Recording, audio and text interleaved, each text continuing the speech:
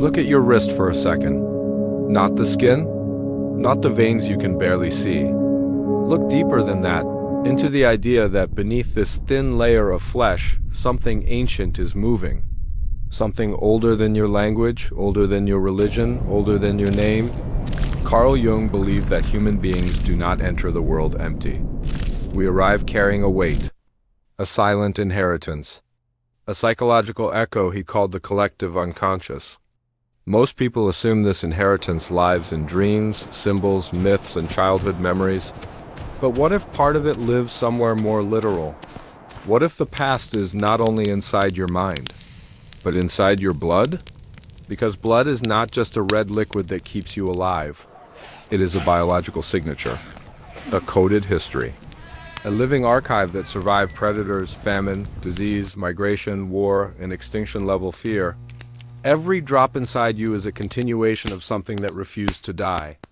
And yet, here's the unsettling paradox. If we are one species, why is our blood divided into types that can violently reject each other? Why does the body treat certain blood as if it were poison? Why does type A clash with type B? Why does type O become both the universal giver and the fragile receiver?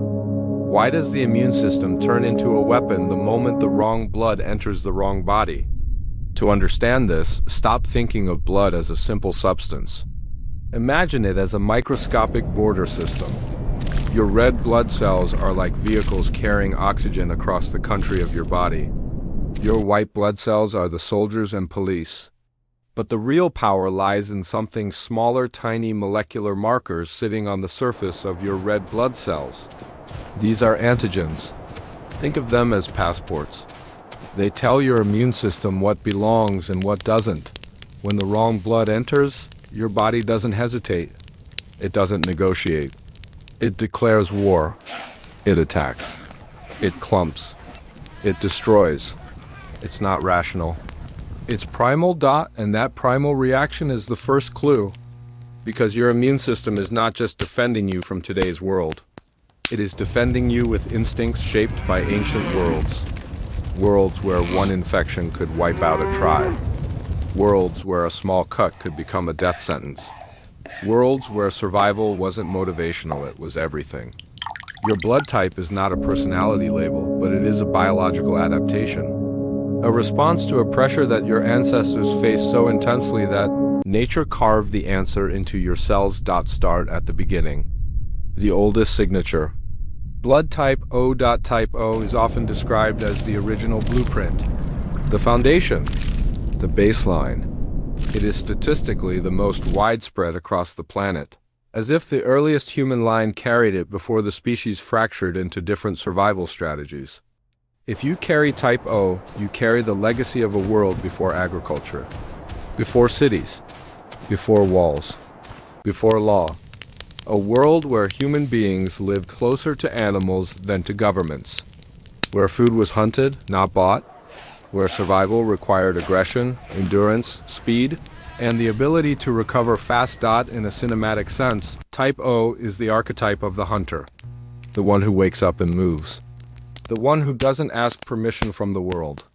Jung would call this energy instinctive, raw, and direct, not civilized, not negotiated. The hunter doesn't debate, he acts, and that ancient blueprint still exists in modern bodies. Some researchers and popular theories suggest type O may be associated with higher stomach acidity, better tolerance for high-protein diets, and a strong immune response. Whether or not every detail holds in strict medical science, the symbolic meaning remains powerful. Type O represents a biological memory of intensity, a body built for motion, a system built for war against the environment. But there is a cost. Because the hunter is generous in one direction and vulnerable in another, type O can often donate widely, yet it is more restricted in what it can safely receive. That's not just biology, that's mythology. That's the story of the ancient tribe, the provider who feeds others but trusts only his own blood.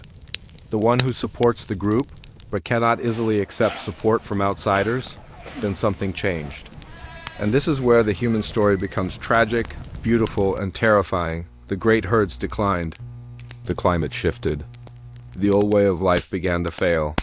Humanity faced a crisis that wasn't solved by strength. It was solved by adaptation. The hunter had to become something else. And when that shift happened, when humans stopped moving and started settling, nature rewrote the code. This is where blood type A enters the story. Type A is the archetype of the farmer. The city builder, the one who survives not through dominance but through cooperation. Because agriculture did not just create food, it created proximity. Thousands of humans living near each other. Animals living near humans. Waste, crowding, disease, a new kind of predator, invisible microbes. And in that world, the immune system could not be purely aggressive. Too much aggression would destroy the host. Too much reactivity would become self-destruction. So nature shifted the strategy. It didn't erase strength. It refined it. Type A represents a biological move toward tolerance and stability. A system that learns to live in civilization. And with civilization comes a psychological demand. Control yourself. Suppress the wild impulses. Wear the mask. This is where Jung becomes hauntingly relevant. Because Jung's concept of the persona, the social mask, is not just an idea. It's a survival tool. The persona is what makes society possible. It is the part of you that smiles when you don't feel like smiling. It is the part that follows rules. It is the part that holds back rage so you don't burn everything down. And the farmer, living in close quarters, had to develop this mask more than the hunter ever did. This is why type A is often symbolically linked to sensitivity, caution, social awareness, and stress. The body becomes alert to the group. The nervous system becomes tuned to social harmony. Not because it's weak, but because the city requires a different kind of strength. The hunter survives by fighting. The farmer survives by fitting in, and in that tension, we find one of the deepest psychological conflicts in human life. The war between individuality and belonging. The hunter wants freedom. The farmer wants safety. The hunter breaks rules. The farmer creates rules. The hunter says, I will survive alone. The farmer says, we survive together. And yet, humanity didn't stop evolving there, because while some people built cities and grew grain, others moved into landscapes where neither hunting nor farming could fully save them.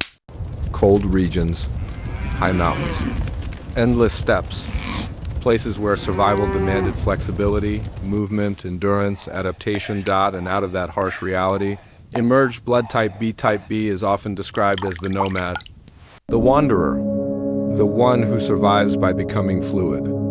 If type O is the blade and type A is the wall, type B is the wind.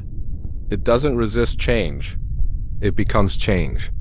It adapts to meat and dairy, to harsh climates, to long travel. It doesn't build a permanent city. It builds a moving world. In Jungian symbolism, type B carries the archetype of the explorer, the outsider, the bridge between extremes, the one who is never fully accepted by rigid civilizations, yet never fully destroyed by chaos. The nomad is psychologically fascinating because they represent a human trait that is both admired and feared, freedom without roots, and this is where the story begins to turn darker. Because when you look at how blood types react to each other, you see not just biology, but echoes of tribal conflict. The immune system reacting to foreign blood feels like a metaphor written in molecules. Like the body is reenacting an ancient fear, this is not us, and then something strange happens. For thousands of years, these bloodlines move through history like separate rivers, hunters, farmers, nomads, different strategies, different climates, different worlds. And then civilization did what civilization always does. It forced collision, migrations, wars, trade, conquest, empires mixing people who once lived apart.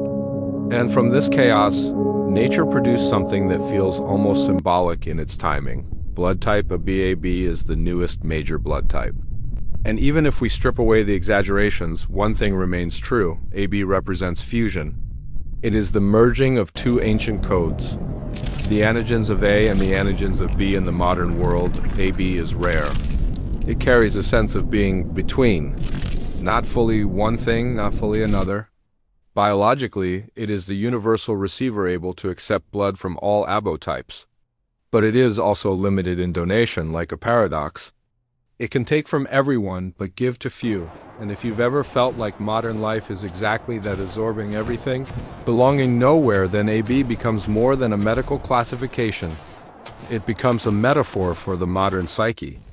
A person carrying multiple identities, multiple cultural layers, multiple inner contradictions. Jung would call this a complex. Not in the casual insult sense, but in the psychological sense, a cluster of opposing forces living inside one system. A B is the fusion of the social persona of type A and the freedom instinct of type B. The result can feel like a chameleon. Someone who adapts quickly. Someone who reads the room. Someone who can blend into multiple worlds, yet struggles to feel rooted.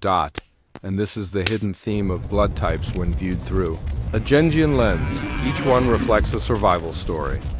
Not just survival of the body, but survival of the psyche. Because the psyche adapts too. The hunter's psyche values strength. The farmer's psyche values harmony. The nomad's psyche values flexibility. The modern psyche values complexity.